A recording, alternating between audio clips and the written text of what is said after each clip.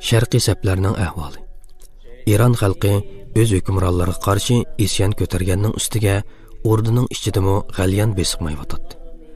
Xolid ibn Valid Bizanslarga qarshi yurish qilish uchun qo'l ostidagi qo'shinni Iroqdan Suriyaga elib mangdi. Parislar bu yerlarda musulmonlarni azlab ketdi deb qarab, bir fursat tepib, Iroqda qolgan musulmonlar qo'shiniga hujum qo'zg'ashni va o'z xiyollarida musulmonlarni davlatidan qo'g'lab chiqarishni o'ylab yuradi. Paris shohi Shahriyor ana shu umidda Al-Musanna ibn Harisa Ash-Shaybani qo'mondonligidagi musulmonlarga qarshi 10,000 kishilik qo'shin avatdi. Ammo o'zlari boshlagan bu urushda Parislar qattiq mag'lubiyatga uchradi. Iroq sepidagi musulmonlar qo'shinining qo'mondoni Al-Musanna ibn Harisa o'z vaqtida Madinadan yordamchi qo'shin talab qilgan bo'lsa-mu, Hazrat Abu Bakrning javobi kechikkan edi. Bu vaqtda Hazrat Abu Bakr hayot edi. Xalifa u kunlarda Suriya sepidagi qo'shinlar bilan mashg'ul edi. Shuning bilan Al-Musanna bardoshlik berolmay, o'rniga Bashir ibn al-Hassasiyani qo'mondon saylab qo'yib, o'zi Madinaga bordi. U Madinaga yetib borgan vaqtda Hazrat Abu Bakr sakratda bo'lib, o'rniga Hazrat Umarni xalifa qilib tayinlagan edi. Hazrat Abu Bakr Al-Musanna bilan ko'rishgandan keyin Hazrat Umarga mundaq bir ishni tavsiya qildi. Agar men o'lib ketsam, kun kech bo'lishdan burun xalqni Al-Musanna bilan Iroqqa berishga chaqirgan. Ondan agar Allah Suriyadagi qo'shinlarimizga Suriyani fath qilishni muyassar qilsa, sen Xolid ibn Validning qo'shinini darhol Iroqqa qaytargin. Chunki ular bu yerlarning sharoitini bilgachga, urushni texmi yaxshi elib bora oladi. Darvaqa Hazrat Abu Bakr ko'z yumgandan keyin Hazrat Umar darhol xalqni Iroqqa berishga chaqirdi. Abu Ubayda ibn Mas'ud as-Saqafini bu qo'shinga qo'mondon qilib tayinladi. Chunki bu kishi chaqiriqqa birinchi bo'lib ovoz qo'shgan edi. Ammo u sahoba emas edi. Shuni bilib qilish lozimki, Hazrat Umar sahoba bo'lmaganlarni idoriy va askariy vazifalarga tayinlamaydi. Ammo Hazrat Umardan uning Abu Ubayda ibn Mas'ud as-Saqafini nima uchun qo'mondon qilib qo'yganligini so'raganda, u mundaq deb javob bergan edi. Men har zaman chaqiriqqa birinchi bo'lib ovoz qo'shganlarni boshliq qilib tayinlayman. Sizlar, ya'ni sahobalarni demakchi. Sizlar sahobalar islom da'vatini hammadan burun qabul qilgan odamsizlar. Shunga eng muhim vazifalarga sizlarni tayinlayman. Bu kishi bu jihad chaqirig'iga tunji bo'lib ovoz qo'shganligi uchun uni Iroqqa avatadigan qo'shinning qo'mondoni qilib tayinladim. Ondan Hazrat Umar Abu Ubayda ibn Mas'udni yeniga chaqirib, uning Allohning shariatiga hargiz xiloflik qilmasligini, o'z amridagi musulmonlarga yaxshi muomala qilishni va har doim payg'ambar sallallohu alayhi va sallamning sahobalari bilan maslahatlashib ish qilishni topilgandan keyin qo'shinni Iroqqa uzatib qo'ydi. Qo'shin Iroqqa menib bo'lgandan keyin Hazrat Umar Suriyadagi bosh qo'mondon Abu Ubayda ibn Jarroh xabar yo'llab, ayni vaqtda Iroqdan kelib musulmonlar sepiga qaytilgan Xolid ibn Valid qo'mondonligidagi qo'shinni Iroqqa qaytarishni buyurdi. Abu Ubayda Shamning fathisidan keyin amriga binoan bu qo'shinni Hashim ibn Utba ibn Abu Waqqas qo'mondonligida Iroqqa qaytardi. Undan boshqa Hazrat Umar 4,000 kishilik bir qo'shinni Jarir ibn Abdullah al-Bijali qo'mondonligida yordamchi qo'shin qilib Iroqqa avatdi. Bu qo'shin Kufaga qarab ketib o'tib, tuyuqsizla Parislarning bir bo'liq qo'shini bilan to'qirishib qoldi. Ikki qo'shin sap tortib urushga kirishib ketdi. Parislar ig'ir talafotga uchrab, teripiram bo'ldi va o'zlarini daryoga otdi. Namariq urushi. Paris qo'shinlarining bosh qo'mondoni Rustam Iroqqa yetib kelgan Abu Ubayda qo'mondonligidagi musulmonlar qo'shiniga qarshi nihoyat cho'ng bir qo'shin avatdi. Ikki qo'shin Namariq degan yerda uchrashdi. Bu yer Hira bilan Qodisiya orasidagi bir makon edi. Al-Musanna ibn Harisa musulmonlarning otliq qo'shiniga qo'mondonlik qilyotdi. Parislar mag'lubiyatga uchrab, kaskarga qarab qochdi.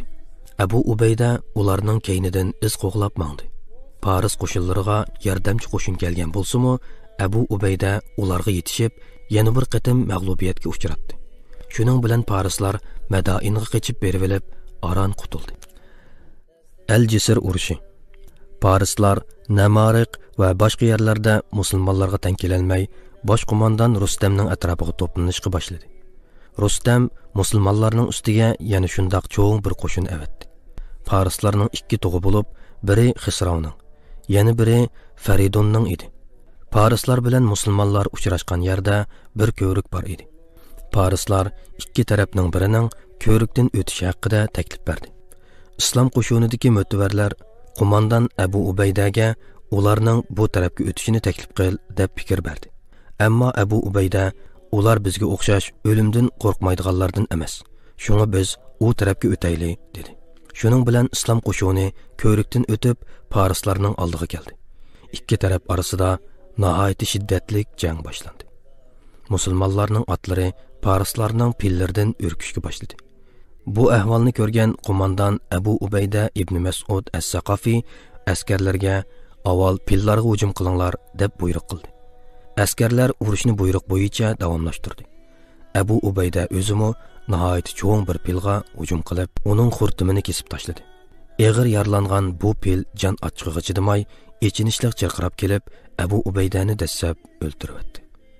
Abu Ubaydadan keyin islom qo'shinining qo'mondonlarini o'z ustiga olgan bir necha qo'mondonmi orqa-orqadan shahid bo'ldi. Ulardan keyin Al-Musanna ibn Harisa ash-Shaybani qo'mondon bo'ldi. Bu vaqtcha musulmonlar qo'shini ojizlab, keyniga chekinishga tamshaldi.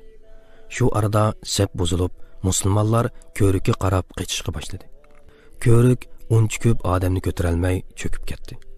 Bu qalamqanchilikdan foydalangan parislar nihoyat ko'p musulmonlarni o'ldirdi.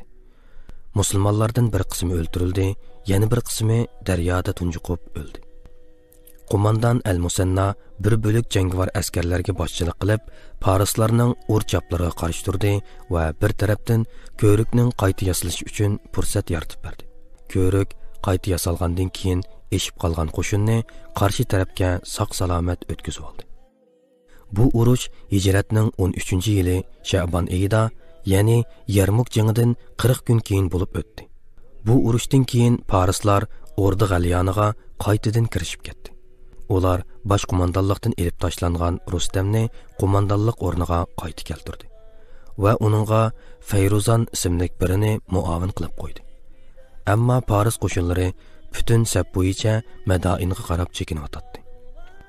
Ulardan bu tushkunlikni sezgan Al-Musanna fursatdan foydalanib keynidan iz qo'g'lab mangdi va ularga yetishib o'ziga qarshi chiqmoqchi bo'lgan qo'shinning nihoyat ko'p lashkarini qirib tashlab, ularni eg'ir mag'lubiyatga uchratdi. Yana bir tarafdan u boshqa saflardagi musulmonlardan yordamchi qo'shin talab qildi. Yordamchi qo'shin bilan tang Madinadan yo'lga chiqqan Jarir ibn Abdullah al-Bujali qo'mondonligidagi qo'shinmi yetib keldi.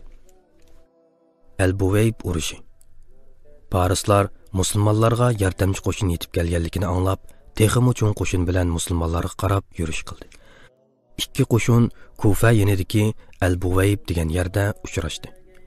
Bu qitim yana qaysi qo'shinning qarshi tarafga o'tishi haqida maslahat qilindi. Al-Musanna parislarning bu tarafga o'tishini talab qildi.